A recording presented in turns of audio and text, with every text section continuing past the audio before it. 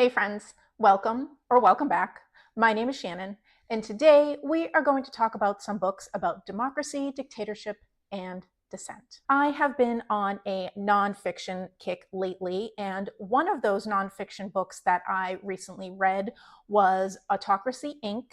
by Anne Applebaum. In Autocracy, Inc., Applebaum examines how modern autocratic regimes such as Russia, China, and Hungary collaborate, support, and learn from each other to consolidate power and suppress dissent. And this book was recently longlisted for the 2025 Women's Prize for Fiction. I listened to this via audio. It's only 4 hours long, and at the time I was looking for something really short, and this fit the bill. Now, this book wasn't really mind-blowing, and I didn't exactly learn anything new, but it was a good refresher. However, when I was listening to it, it did sort of help me put into perspective what the current administration is doing at this time, essentially to dismantle US democracy. You know, you've got the bold-faced lying, the smear campaigns, etc. And, you know, the current president may never be a full autocrat, as in some other countries, but there is a possibility that he could make the US into a hybrid democracy and autocracy. So I did find that interesting, and that was one of the things that I sort of pulled out of Autocracy, Inc. After I listened to this, I was inspired to go deeper into the topic, to learn more about it. So I went through my shelves to see if I had anything additional, and I did. And I also purchased a couple of books, and those are the books we are going to talk about now. First, we have The Origins of Totalitarianism by Hannah Arendt. Now, this was published in 1951. Arendt traces the rise of totalitarianism regimes of Nazism and Stalinism to the breakdown of traditional political structures, anti-Semitism, and imperialism of the late 19th and early 20th centuries. She argues that totalitarianism represents a new form of government for the time. You know, we're talking late 40s, early 50s. So for the time, it marked by absolute control, propaganda, and the erasure of individual rights and truth, essentially terrorizing the people from within, not just, outside or political adversaries. Now, Arendt was a German Jew, and she experienced firsthand the rise of Nazism, having at one point being imprisoned in the 1930s and then escaping Germany, and then having to escape German-occupied France later on, eventually coming to the US in the 1940s. From what I understand, there is a lot of criticism about Arendt's arguments, specifically regarding her use of Nazi sources, and I do plan on checking out that criticism after I do read this, but this is considered a classic piece of political literature, and it's thick, and the the type is tiny, so it's going to take me a while. Next, we have How to Stand Up to a Dictator, The Fight for Our Future by Maria Ressa. So in this, Ressa recounts her fight for press freedom in the Philippines, exposing how authoritarian leaders use social media and disinformation to manipulate public opinion and silence dissent. That's nothing new here, but she was exposing people. Ressa has had personal experience with such tactics, as she and her online news company called Rappler were attacked by Philippines President Rodrigo Duterte when they exposed his tactics in using Facebook to manipulate public opinion and spread propaganda. The government accused her of many crimes and even convicted her of cyber libel. As Ressa chronicles her experiences, she exposes how social media companies have accelerated the rise of authoritarianism around the world. She maps a network of disinformation that has netted the globe, from Duterte's drug wars to America's Capitol Hill, Britain's Brexit to Russian and Chinese cyber warfare, Silicon Valley to our own clicks and votes. Ressa did win the Nobel Peace Prize in 2021. Next, we have Two Cheers for Democracy, a selection by E.M. Forster. And as you can see, this is published by Persephone in their lovely gray editions. This is a collection of essays published in 1951, but incorporating material that Forster wrote from the 1930s onward. This edition contains 25 out of the original 69 essays, and in these essays, Forster explores the complexities and contradictions of democracy, giving a critique of its flaws while still arguing that it remains the best system for individual freedom and political participation. Many of these essays were even read on the BBC Home Service during World War II. One of Forster's most famous lines from these essays, "So two cheers for democracy, one because it admits variety, and two because it permits criticism. Two cheers are quite enough. There is no occasion to give three." Next is On Tyranny, 20 Lessons from the 20th Century by Timothy Snyder. And this is the one that I'm going to be picking up next. And in this book, Snyder draws on historical examples to offer practical advice on how to resist the rise of authoritarianism in modern times. He emphasizes the importance of vigilance, civic engagement, and the defense of democratic values in the face of emerging threats to freedom and the rule of law. And here are some of the examples. Number one, do not obey in advance. Number two, defend institutions. Number three, beware the one-party state. Number four, take responsibility for the face of the world. Number five, remember professional ethics. He lists 20 and he goes through each one, gives examples. The founding fathers tried to protect us from the threat they knew, the tyranny that overcame ancient democracy. Today, our political order faces new threats, not unlike the totalitarianism of the 20th century. We are no wiser than the Europeans who saw democracy yield to fascism, Nazism, or communism. Our one advantage is that we might learn from their experience.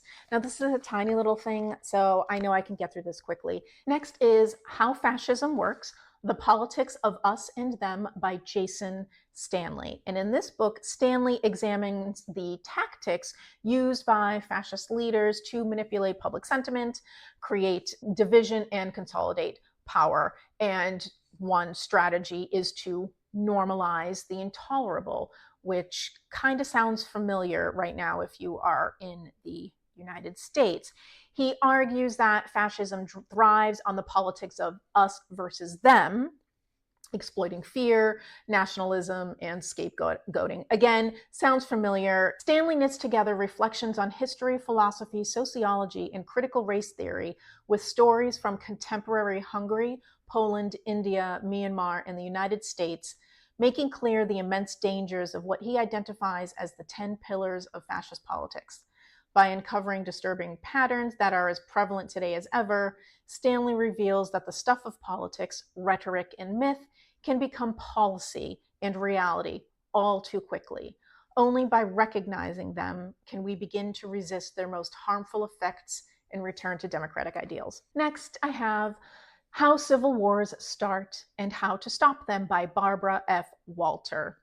According to Walter, autocracies and healthy democracies are largely immune from civil war. It's the countries that are in the middle that are vulnerable, a place that the US is kind of finding itself right now. So Walter has studied civil conflict in many places, and so she analyzes the conditions. Where do the wars start? Who initiated? What were the triggers? And why some countries tip into conflict while others remain stable. Drawing on the latest international research and lessons from over 20 countries, Walter identifies the crucial risk factors from democratic backsliding to factionalization and the politics of resentment. A civil war today won't look like America in the 1860s, Russia in the 1920s, or Spain in the 1930s. It will begin with sporadic acts of violence and terror, accelerated by social media. It will sneak up on us and leave us wondering how we could have been so blind. Age of Revolution, Progress and Backlash from 1600 to the Present by Fareed Zakaria. In this book, Zakaria traces historical, political, economic, and social revolutions that have shaped the modern world. And he also explores how revolutionary movements have advanced human rights and democratic ideals while also facing backlash from authoritarian forces resisting change. What are the causes of the seismic social disruptions we're going through and the political backlashes that have ensued? Connecting 5 centuries of history to a deep understanding of our current anxieties, Zakaria shows how transformations in technology, economics, and politics interact. We are living through one of the most revolutionary ages in history, and the resulting disruptions have led to a clash between those who celebrate progress, open markets, and technology versus those who resist them. Read Dangerously, The Subversive Power of Literature in Troubled Times by Azar Nafisi. Now, Nafisi is the author of Reading Lolita in Tehran, which is a memoir of Nafisi's experiences in Iran in the 1990s when she had invited a few female students to her home for regular meetings to discuss their places as women within post-revolution Iranian society, as well as studying literature considered controversial by the regime. Now, I have read Reading Lolita in Tehran, but it is due for a reread. But in Read Dangerously, Nafisi explores how literature has historically been used as a tool for resistance. So again, drawing on her own experiences in Iran, she argues that reading boldly and critically can empower people to challenge authoritarian regimes and promote freedom of thought. In an era when America has never been so divided and when one-time adversaries have become actual enemies, fiction, with its tendency towards empathy, understanding, and nuance, offers a path forward to genuine engagement. To keep our democracy, Nafisi argues, the role of literature is vital. Essentially, Nafisi is saying books are political, reading is political, and literature can help. So it is important to be reading books and literature, not just nonfiction. Next, I have the Declaration of Independence and the Constitution of the United States of America in this teeny tiny little thing. I have had this thing for 20 years maybe. I have dipped in and out of it, but I've never read it from front to back. I mean, do I need to explain the Constitution? I might as well know the exact language within it while I'm reading all these books and trying to learn more about democracy and our country. Keeping on with the Constitution, I have In Our Defense, The Bill of Rights in Action by Ellen Alderman and Caroline Kennedy. Now, this is my copy from the 90s when I was in college, and I have highlighted the heck out of it. I can't remember what class I was taking that I had to read this. So this is definitely due for a reread. I can't remember much about it.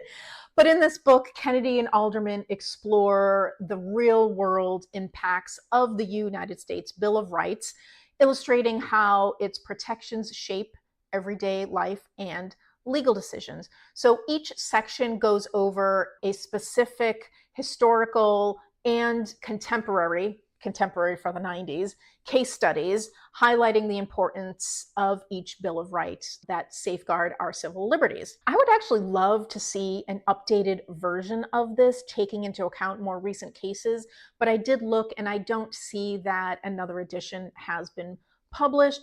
But I do believe that most of the information here is evergreen and would still be useful, even if some of the cases that have occurred since the 90s would benefit from being examined in something like this. And last, hopefully to keep things on a positive note, What Unites Us? Reflections on Patriotism by Dan Rather and Elliot Kirshner. Dan Rather is a very well-known American journalist, and in this book, Rather reflects on the essence of what it means to be an American, emphasizing shared values such as democracy, justice, and equality. I confess right now I'm a little suspect on the shared value of democracy these days, but Dan Rather really believes that it exists. So he argues that true patriotism involves holding the country accountable to its ideals and fostering unity in the face of division and political strife. And I truly hope he is right. I really do. So that's it. 10 books about democracy, dictatorship, and dissent. I do really hope that I am not overreacting in assembling this list. I want to be as informed as possible. So if there are other books that you have read that I did not cover here, please let me know. I would love to hear about them so I can pick them up and take a look at them. Thank you so much for watching, and I hope you have a great day. Bye.